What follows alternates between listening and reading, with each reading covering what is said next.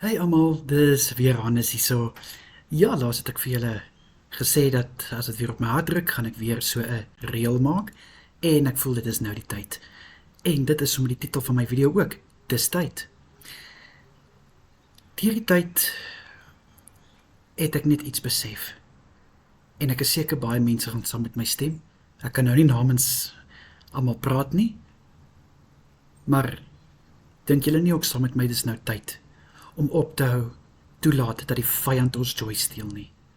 Ek dink regtig dis nou hoogtyd dat ons die autoriteit neem wat Jesus vir ons gegee het en die duiwel weerstaan met al sy aanslae, of dit nou is deur verhoudings, deur vriende, deur familie, deur vriendinne, deur kollegas, wat ook al, wie ook al.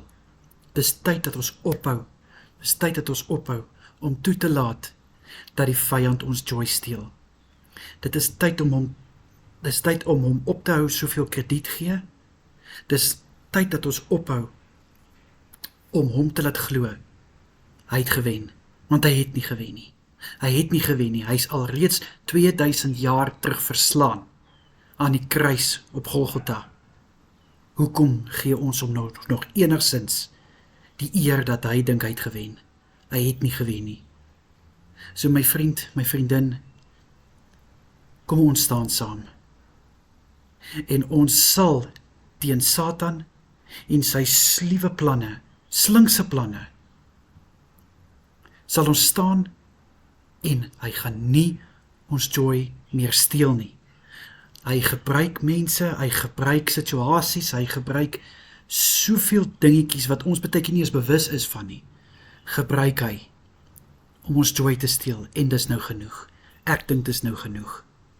Ons het elke een 'n doel om uit te dien hier op aarde.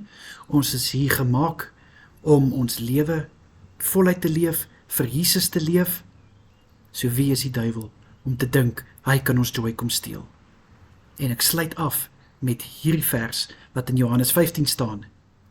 En ek gaan hom in Engels sê want dit klink net soveel mooier. The joy of the Lord is my strength.